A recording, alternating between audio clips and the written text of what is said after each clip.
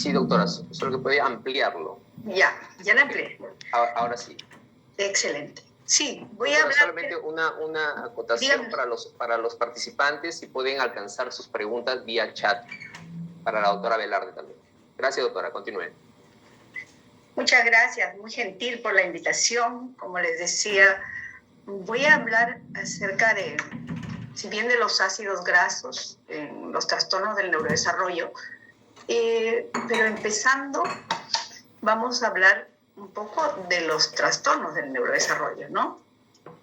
Para poder enfocarnos.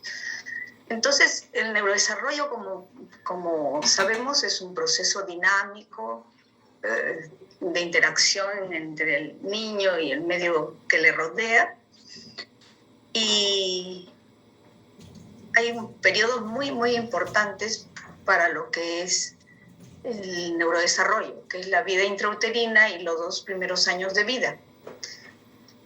Entonces, tenemos que ver que el neurodesarrollo tiene etapas, pero estas etapas, que son de proliferación, migración, organización y laminación del cerebro, no van yendo una después de la otra, sino a veces se van superponiendo.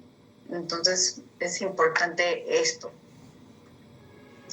Y las características del sistema nervioso aparecen al final de la 3ª semana de vida embrionaria, o sea, de cuando es fecundado el óvulo por el espermatozoide, al final de la 3ª semana de vida embrionaria aparecen las características del sistema nervioso.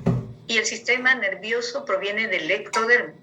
Entonces, de ahí la importancia de muchas patologías que uno ve a través de la piel, ¿no?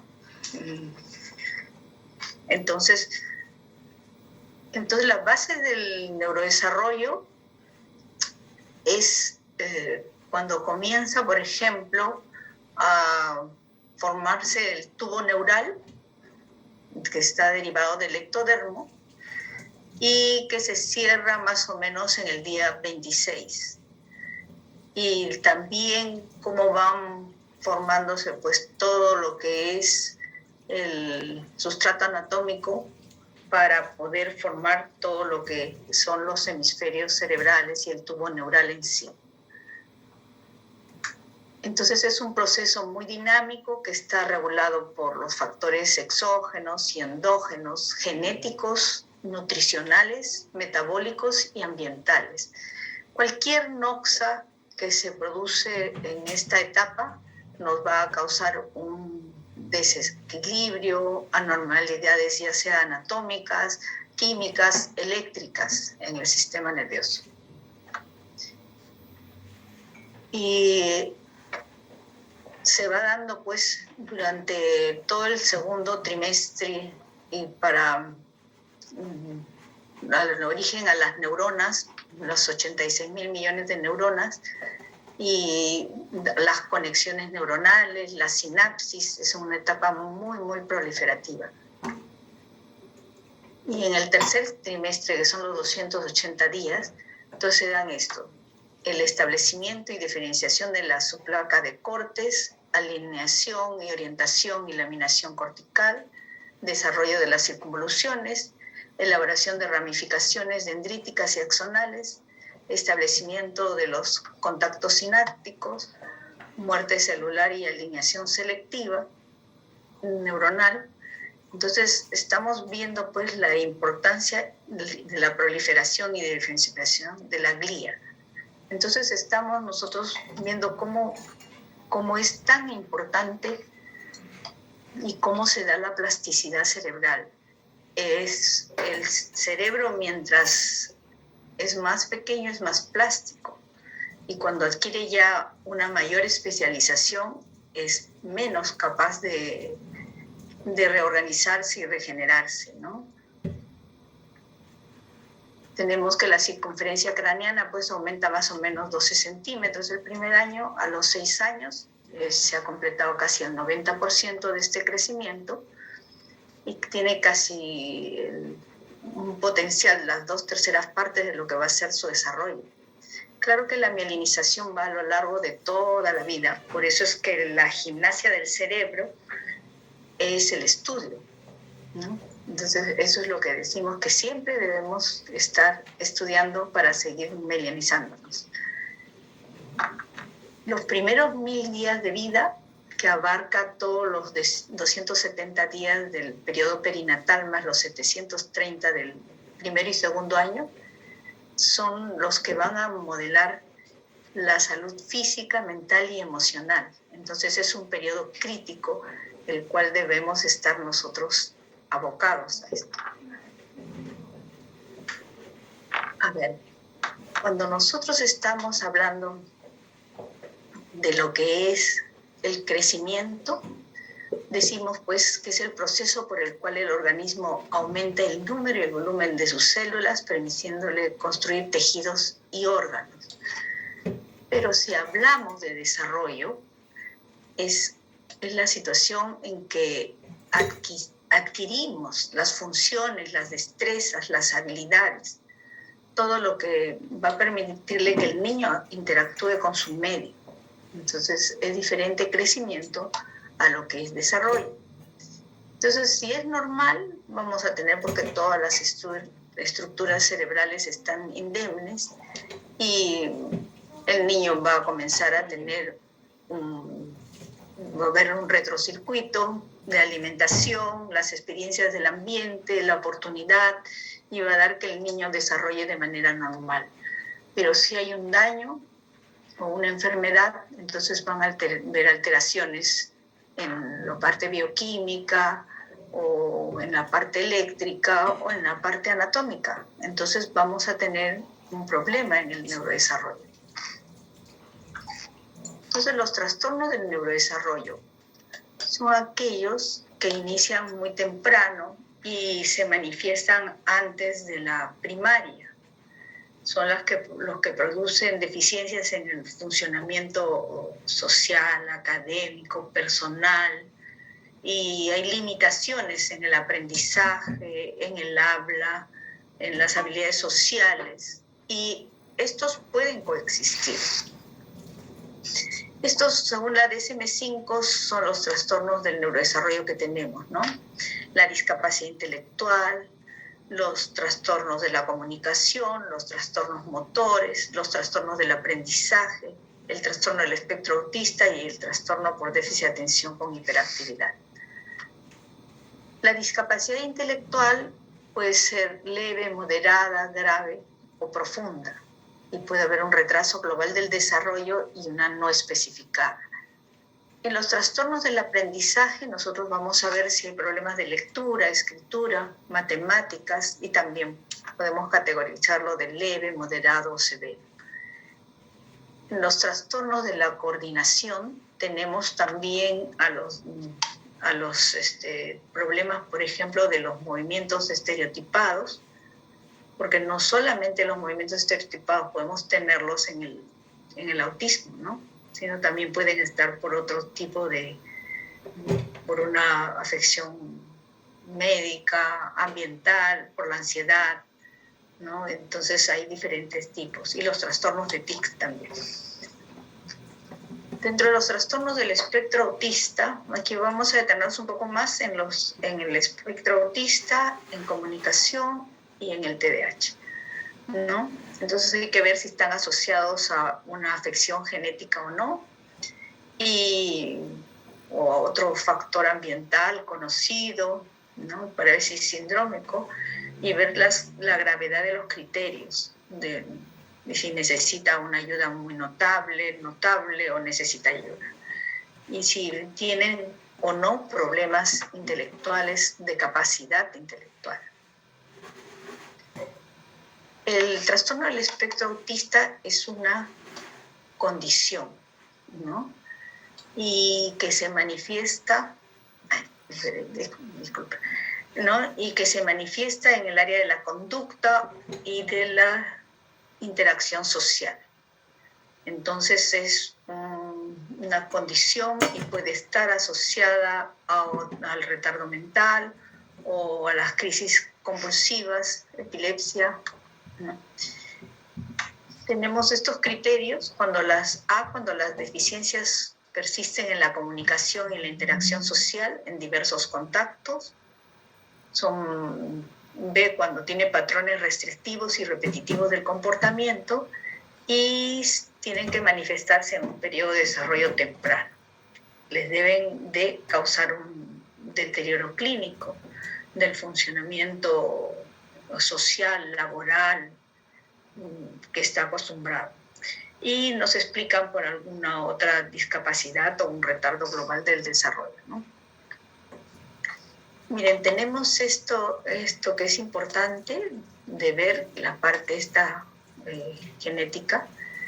Los gemelos idénticos, si un gemelo es autista, la probabilidad de que el otro también lo sea es un 60%. Y aumenta a un 92% si consideramos el espectro más amplio.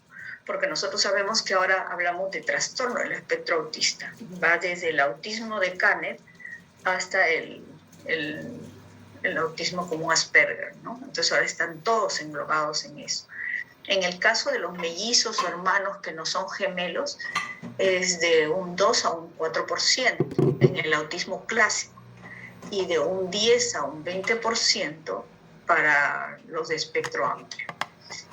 En los un metaanálisis del año 16 que se vio con de 7 de los 3 estudios realizados en gemelos y autismo, se llegó a concluir que el autismo tiene mucha causa genética.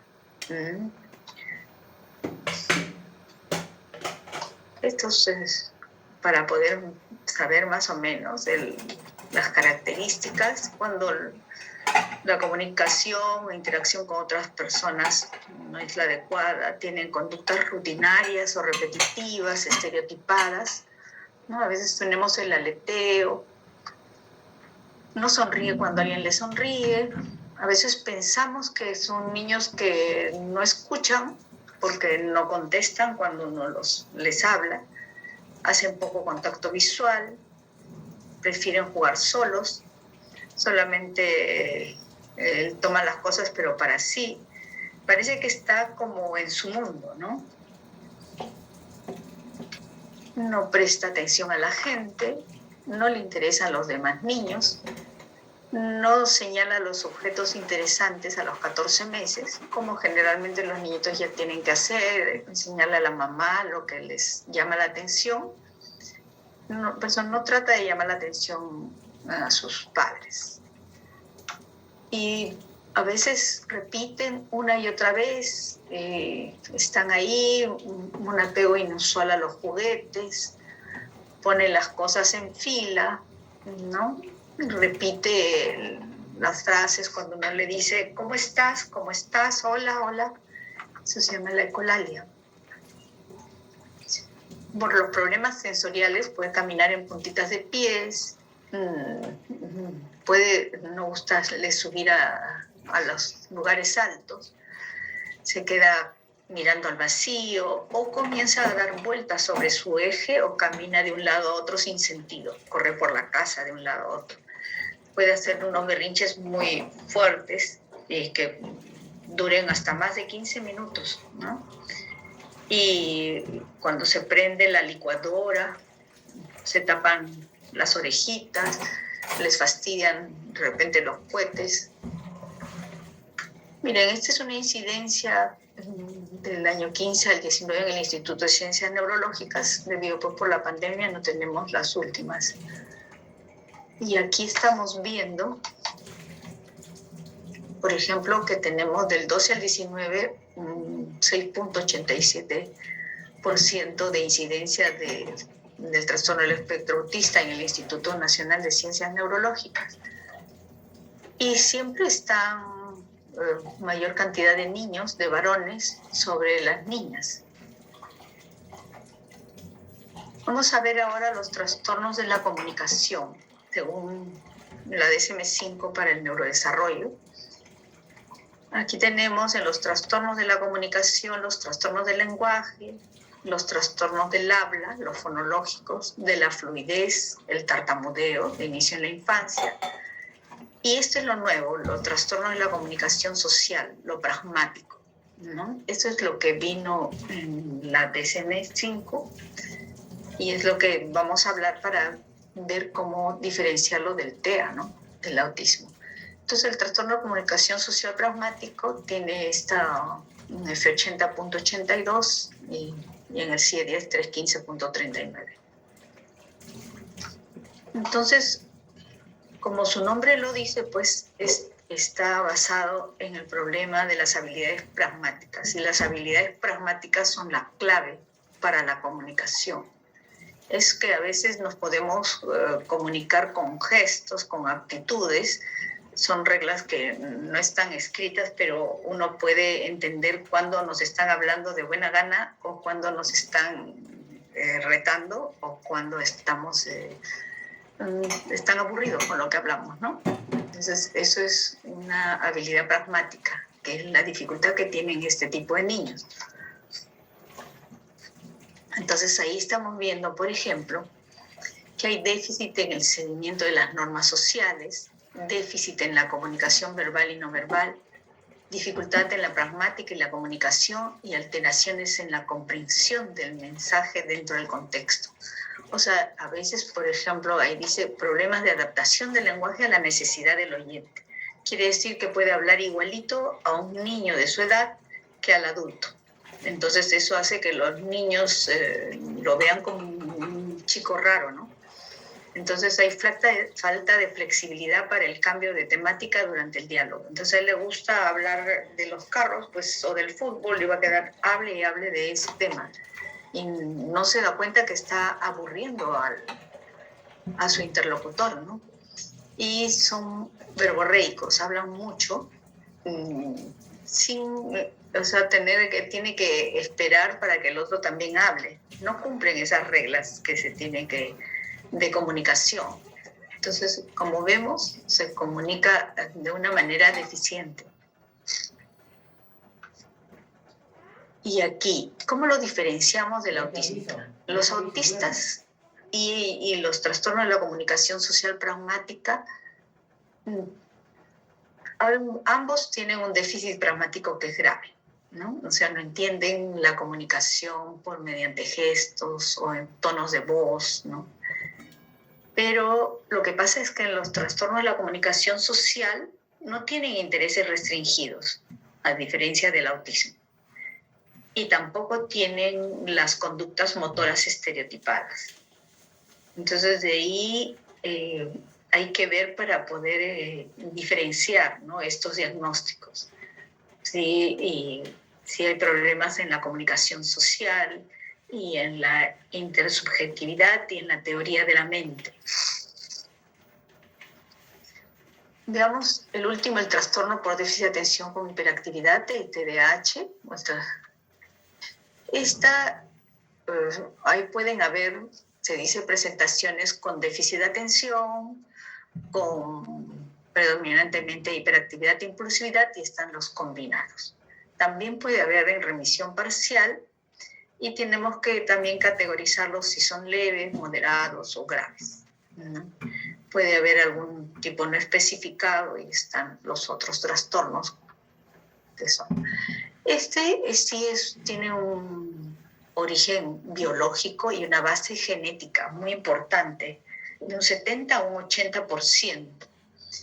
Y el 3 al 7% de niños en edad escolar tienen TDAH. Por lo menos en un aula de 30 niños, por lo menos hay uno que tenga TDAH, ¿no? Y ¿cuál es la característica más importante? Es que, bueno, lo más notable es que a veces lo que se nota es la inquietud, ¿no? Y la impulsividad. Pero generalmente hay más que son distraídos y que a veces pasan inadvertidos. Esta también es una incidencia de la estadística en el Instituto Nacional de Ciencias Neurológicas que tenemos del año 95 al año 19, de lo que hemos ido atendiendo. Y vemos acá que tenemos un 8.13% de versus los otros diagnósticos en un total de atenciones de estos pacientes, de estos niños en general. Siempre hay una mayor incidencia de los varones con un 81% versus las mujeres con un 18.7%, como casi todos los trastornos del neurodesarrollo.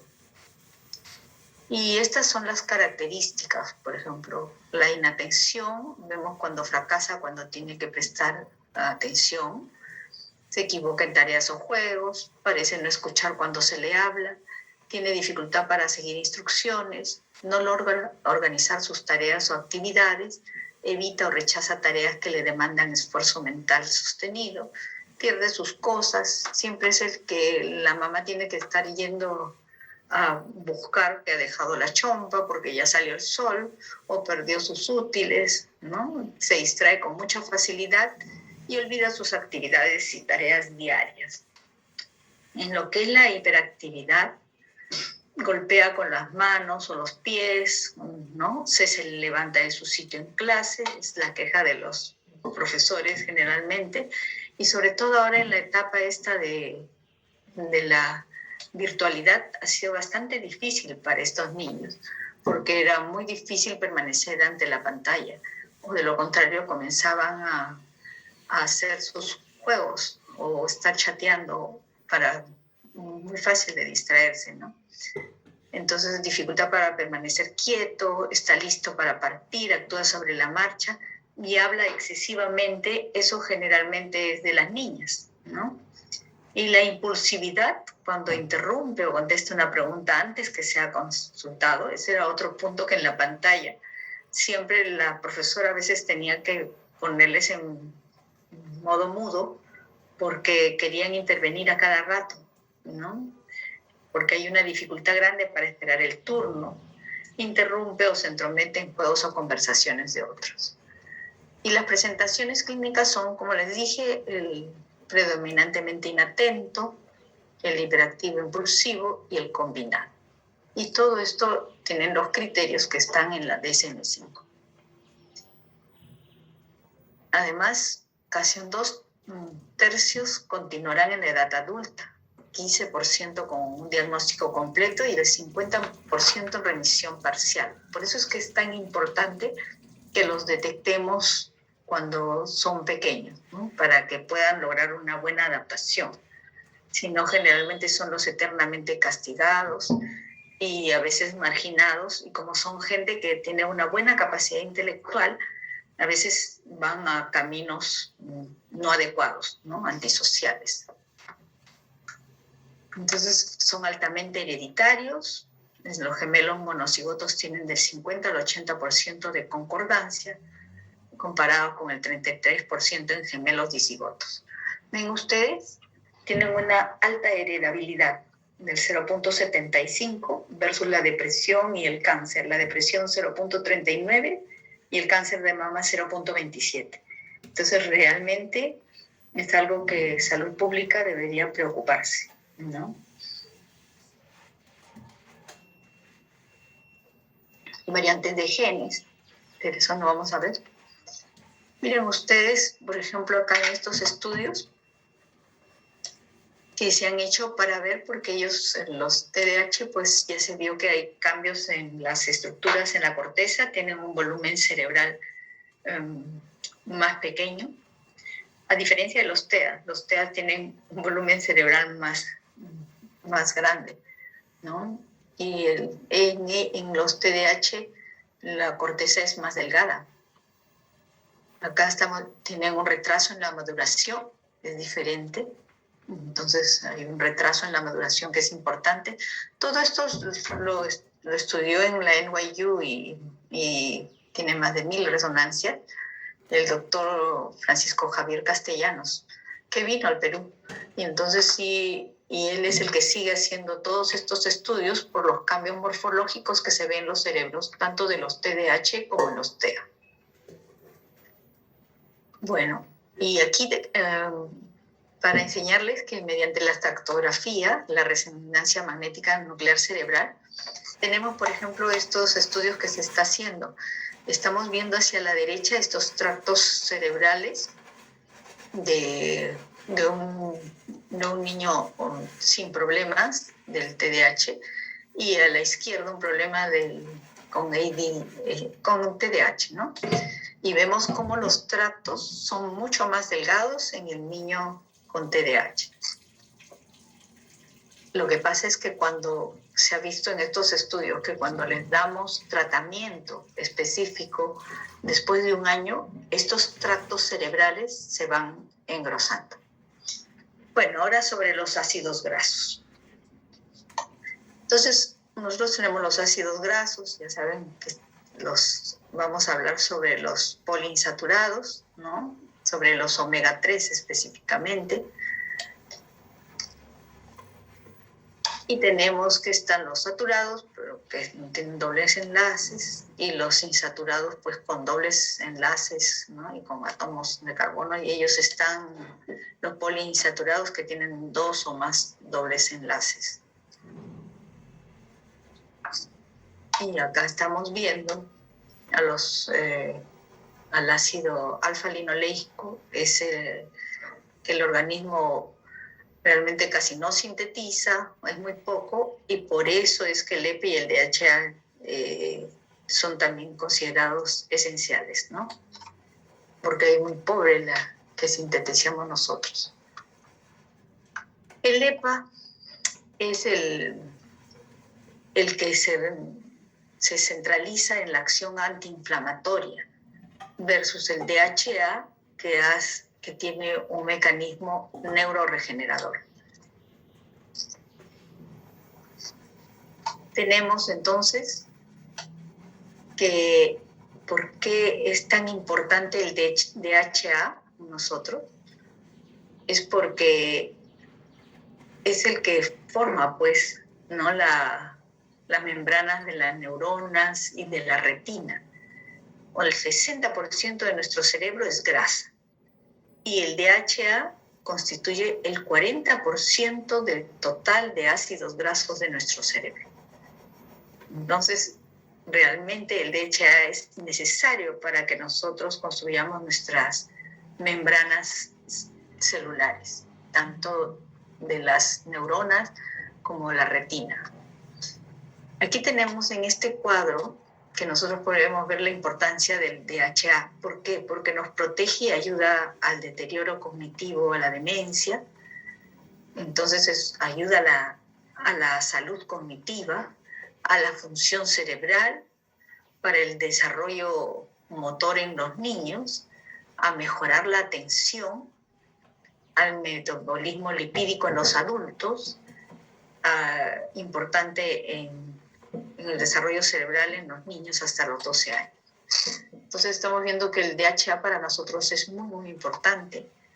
Y tenemos también al EPA, que el EPA, como dijimos antes, regula los procesos inflamatorios y incrementados, y controla los mediadores lipídicos, mejora la función plaquetaria y reduce los triglicéridos.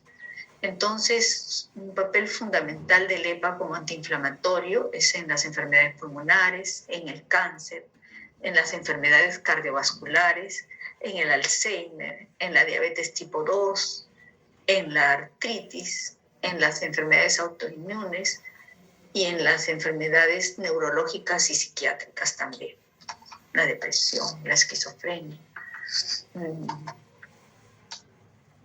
Entonces, más o menos, ¿cuánto se recomiendan de ingesta? Se recomienda una ingesta de 500 miligramos de EPA combinado con DHA en individuos sanos, ¿no?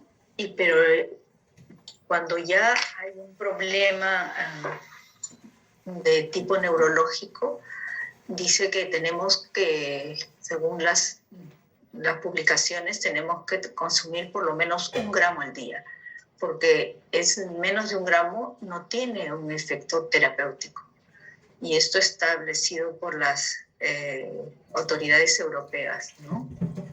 Que no debemos, el límite superior es de 5 gramos al día.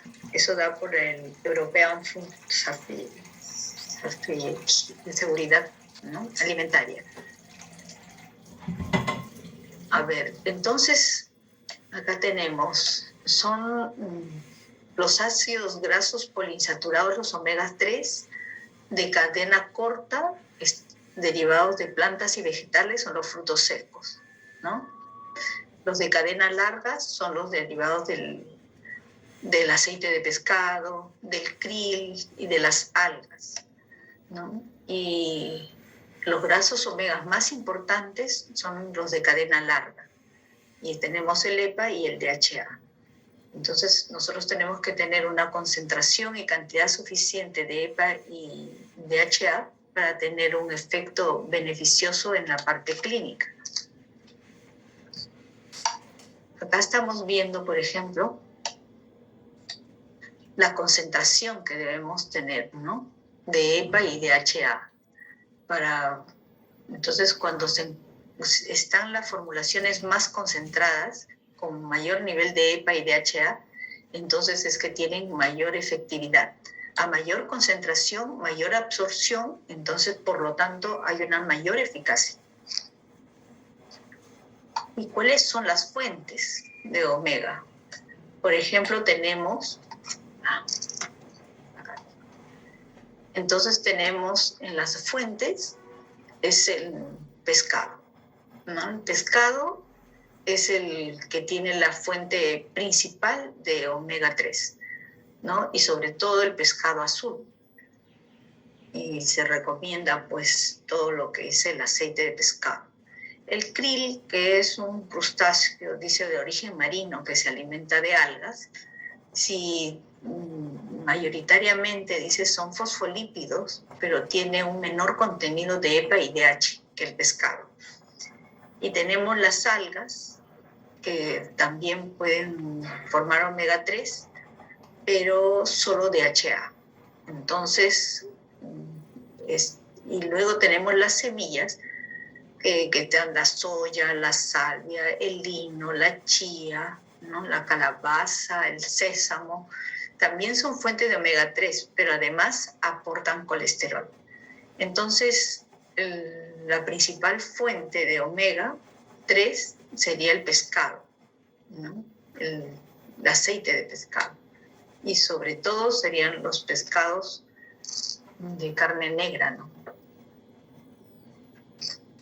Aquí tenemos, por ejemplo, que acá nos dice pues que los suplementos de omega, como el ácido, el eicosapentaenoico EPA y el docosahexaenoico DHA, son los tratamientos dietéticos con posible eficacia. Y se han hecho, eso es para el TDAH, ¿no?, para el trastorno por déficit de atención con hiperactividad.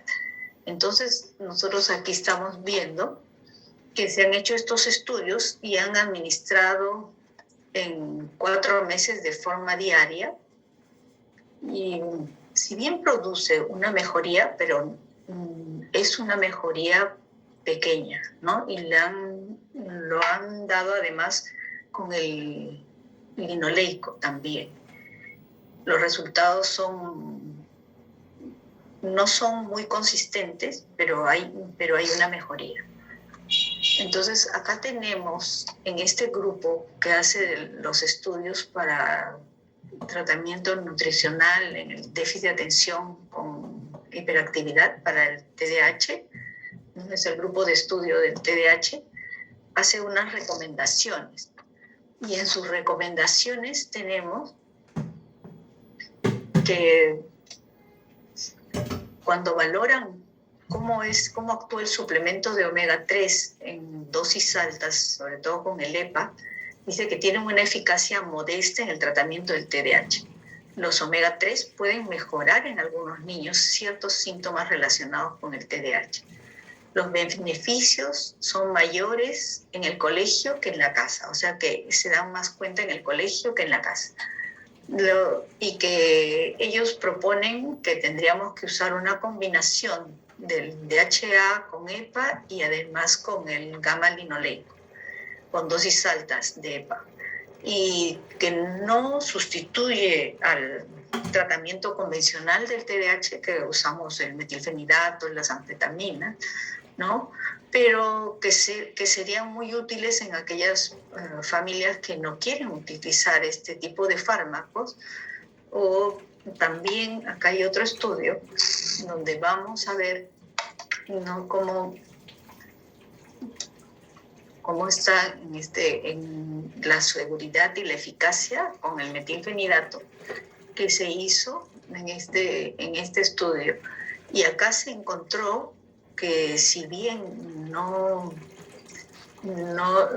hay una eficacia al nivel alto, pero sí hace beneficios si lo combinamos con el metilfenidato para no aumentar la dosis de metilfenidato y que puede ser más tolerable.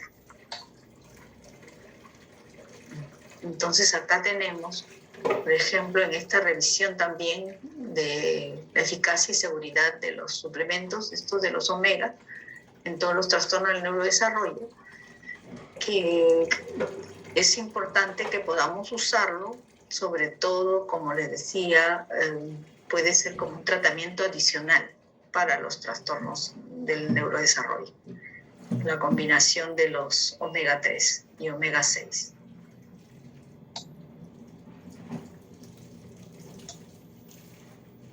Y la combinación que vuelven a proponer es que sea con EPA más DHA y también con el ácido araquidónico y el linoleico.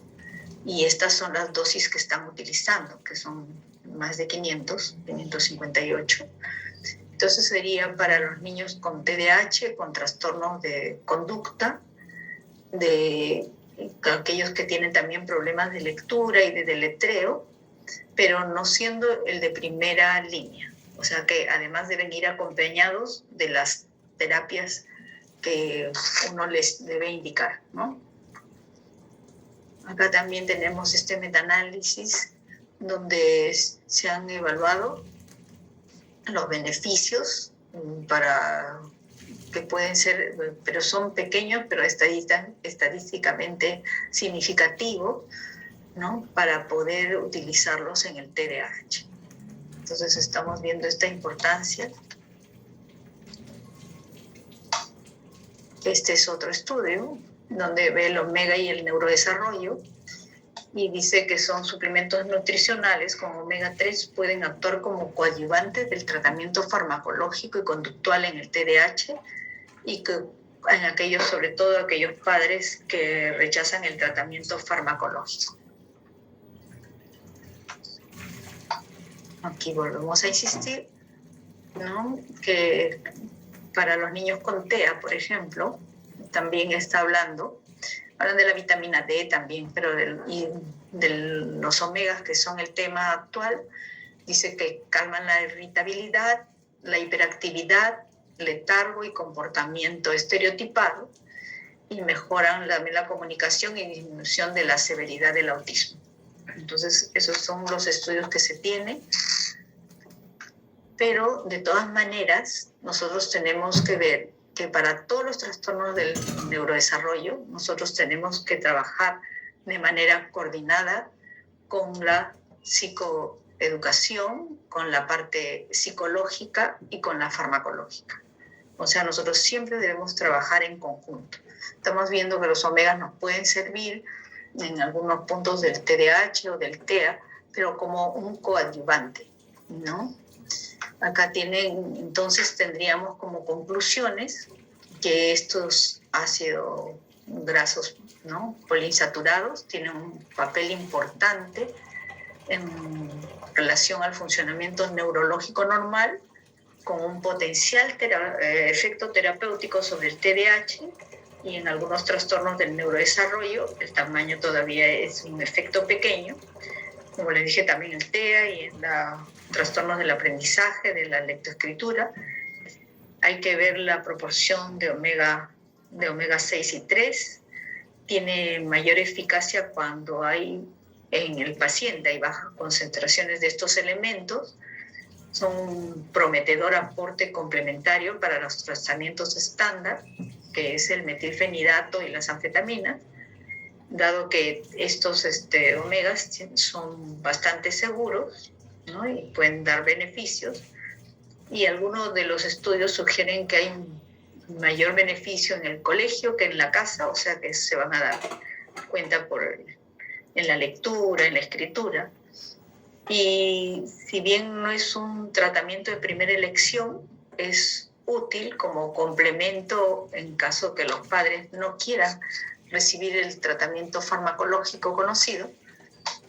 El DHA tiene un papel estructural, ¿no? Y el EPA un papel funcional, porque vemos que es sobre todo para antiinflamatorio, una acción básica antiinflamatoria, en tanto que el DHA es de acción básicamente neuroregeneradora. La sociedad occidental presenta una baja ingesta de omega 3, existiendo un marcado desequilibrio entre omega 6 y omega 3. Las altas concentraciones de EPA y DHA proporcionan una mayor absorción y biodisponibilidad, entonces tenemos que tener altas concentraciones. Y luego acá, como dices, la dosis de omega 3, el EPA más DHA en trastornos de salud, debe de ser al menos 1 gramo al día en adultos y en niños de más de 5 años como 600 miligramos, pero en niños con trastornos del neurodesarrollo. Y la fuente de omega 3 más recomendada es el pescado azul de pequeño tamaño y con ciclo de vida corto.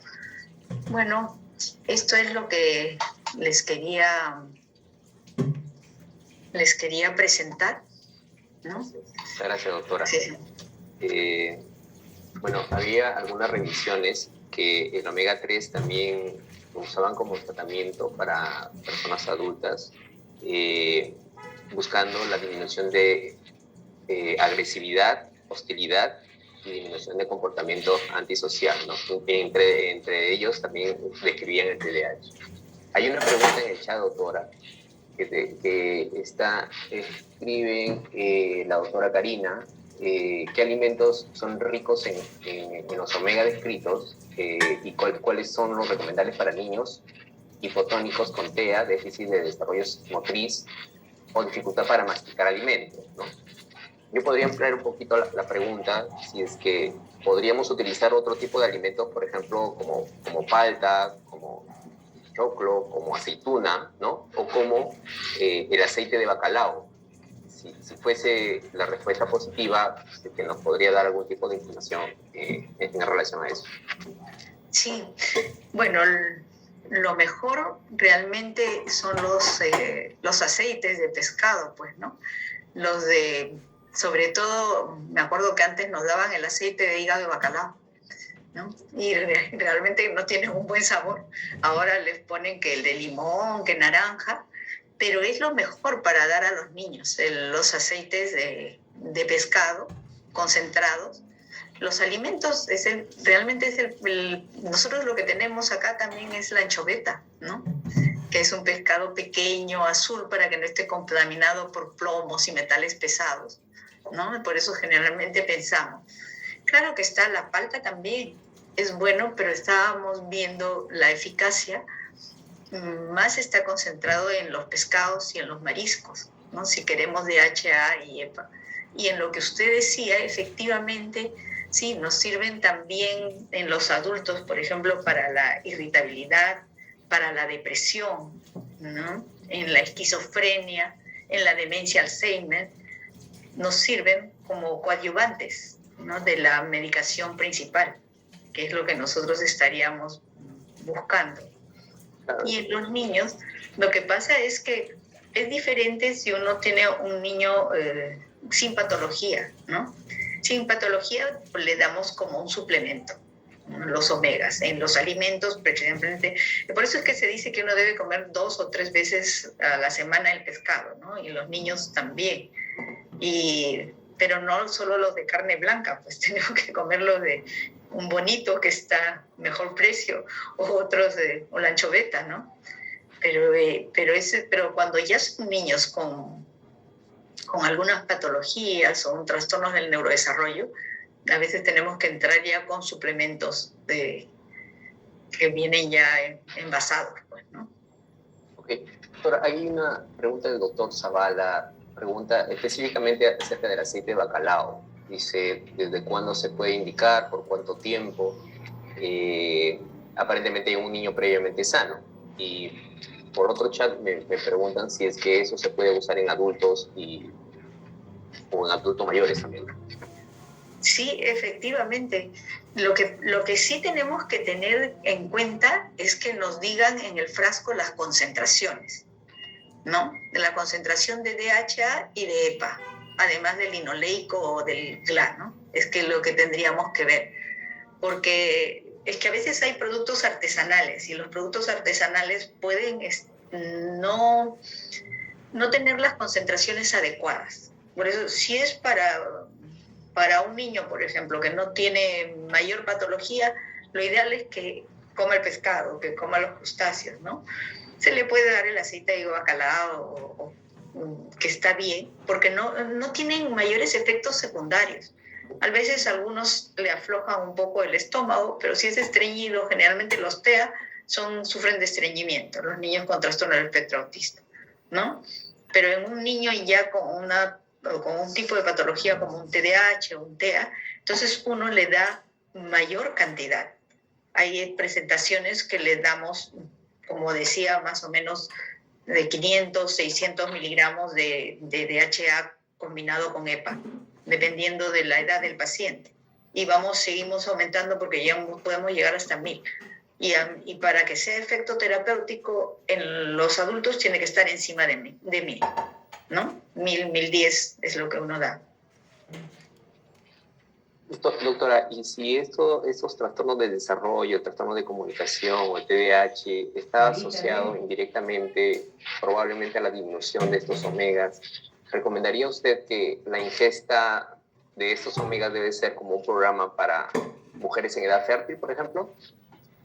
Pero yo creo que, doctor, conviene porque ya sabemos cómo trabaja sobre la masa encefálica, ¿no? Sobre el corazón, sobre los ojos. Entonces, para mí sería muy importante y nosotros estamos, tenemos un litoral tan extenso, tenemos anchoveta, ¿no? ¿Cómo podríamos industrializar esto para nuestra población, ¿no? Es principal.